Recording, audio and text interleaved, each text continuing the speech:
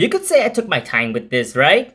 Yeah, I always intended to talk about Sonic X Shadow Generations, but there was always something in the way, either being the Sonic Generations video or that Celeste video, but at least I can finally talk about this game and stop teasing about whether or not it's a good game. In case you're wondering, no, I won't talk about Sonic Generations for two main reasons. I already did a video on it, and yeah, no, that's it. If I had to say something about it, I didn't spend too much time on it, mainly because I already played the game. It's still mostly the same. I say mostly because there are some differences, minor differences, but they are there. Like the story has different pieces of dialogue, both Sonics have the drop dash, and yeah, that's pretty much it. The thing people really care about is Shadow Generations. Man, what a year it's been for Shadow. Dark Beginnings was beautifully animated, directed, and acted. It was so good until Rouge opened her mouth. But let's pretend she's not here. And after that, we were getting Sonic Generations. That's a weird thing to do after the— oh my goodness! Yes, not only was it announced that Shadow would have its own campaign in Generations, it was also announced that Movie Shadow would appear in it, with a new level and all. And did I forget to mention that Keanu is voicing Shadow? Crazy.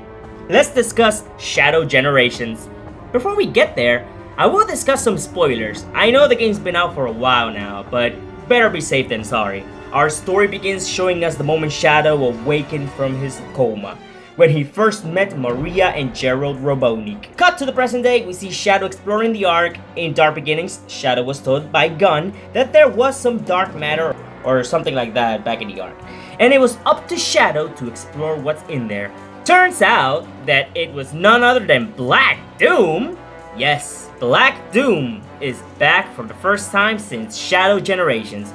Honestly, I felt both nostalgic and angry because it was something from Shadow the Hedgehog, but considering that's all it'll get for representation, I don't mind. After Shadow fights against Black Doom, Shadow yabs and the Time Meter appears, sucking on everything, creating a white space which we get to explore just like Sonic Generations. The big differences between Sonic Generations and Shadow Generations is that at least in Shadow, the interactions are actually in character and they are entertaining and the animations look great.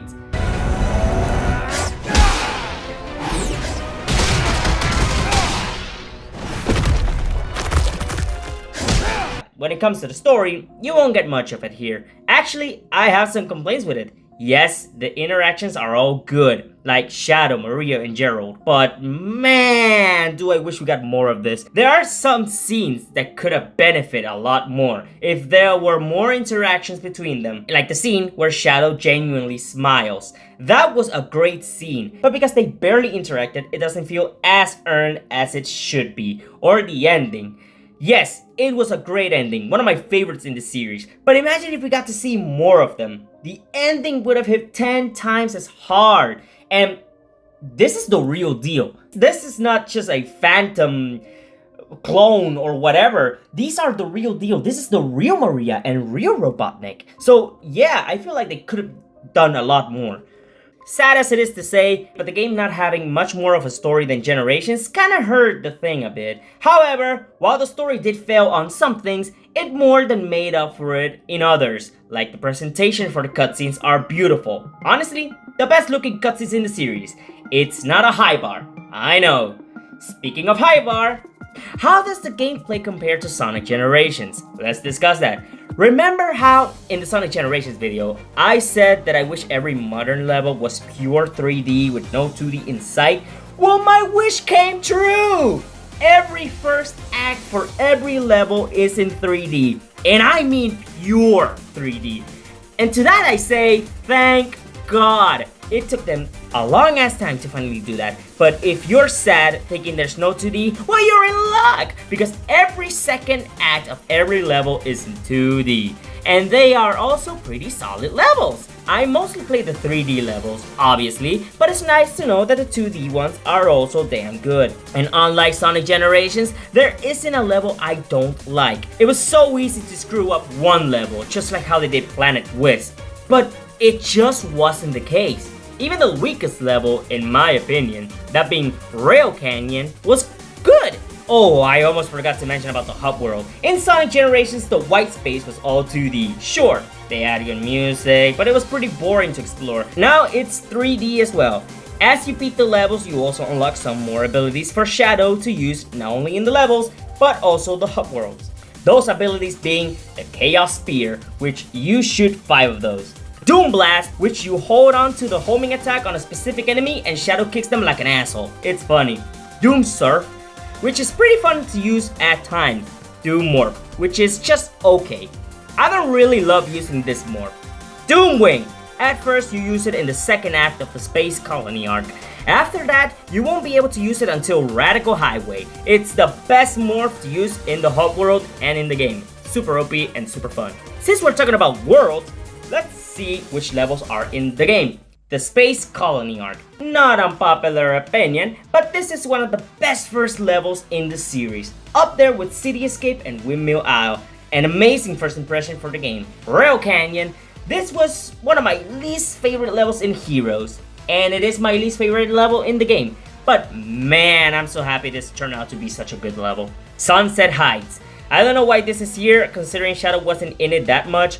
Unless we get to fight Infinite. Lol. We don't get to fight that bum, and thank God. But yeah, it's a great level, and it's the only level I can say where the second act is better than the first. Kingdom Valley. This is better than the original because we don't use vehicles. Outside of that, it's the best design level, and the music is top notch. My favorite level in the game. Chaos Island. Yeah, this is a weird one. Shadow wasn't in Sonic Frontier, so the inclusion of Chaos Island, while weird, it's oddly appreciated. And I don't really like using Doom Morph in this level that much, and it's such a shame you gotta use Doom Morph a lot. I just don't like it. Radical Highway, Black Doom's favorite level. I swear he has a hard-on for this level. With the exception of Kingdom Valley, this location is everywhere. Now, I don't like Shadow the Hedgehog, but I do find it weird that the game didn't have any representation in the levels. I feel like Westopolis was an easy shoo-in, but I guess not. Another thing that isn't great, and this hurts to say, the soundtrack. Yeah, there are some standouts. Kingdom Valley, the second act of Space Colony arc, obviously Metal Overlord. Wait, Overlord? Oh yeah, the boss fights. Just like Generations, they are all bangers. Imagine taking the spectacle of the Sonic Frontiers tie-in fights and the substance of the Generation bosses, and you got yourself one of the best collection of bosses in 3D Sonic. Yeah, I did say that. Let's see what we're dealing with, shall we? BioLizard. An easy boss, but it's the first, so it makes sense. It's pretty similar to the original, but the moment you take on the final phase, it changes everything and becomes one of the best first bosses in Sonic history. The way Shadow takes on the BioLizard is so badass, but so fun. I would have appreciated more if it didn't appear in Generations on the 3DS, but oh well. It didn't make sense to have it there, but it does make sense here. Metal Overlord. This continues the tradition of having supersonic level enemies and taking on them in their base form.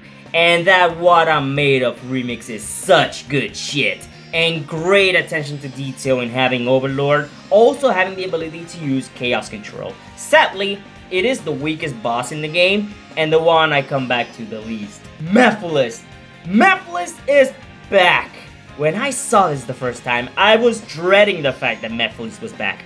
But he was so good to fight that I was basically gaslighted into thinking he was a good character. The way Shadow beats his ass is so damn fun. For a fraction of a second, I actually felt bad for Mephiles.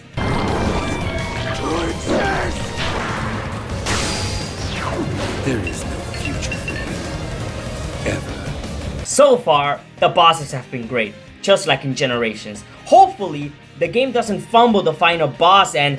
Oh my god! Not only is the final boss hard, but it's fun. It provides a good challenge. It doesn't have your friends going, "Be careful, Mr. Shadow! It has All Hail Shadow playing in the background?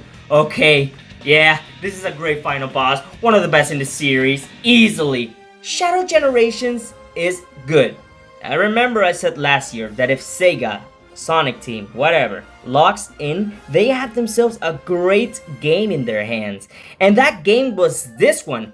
Is it perfect? No, not really. As much as I love this game, White Space. Exploring the hub world is just fine. The soundtrack ain't all that. The story has some issues, like I mentioned. The reward for 100% of the game is genuinely so ass. I don't even know why they tried. I feel like the game could have given us more accessories or costumes.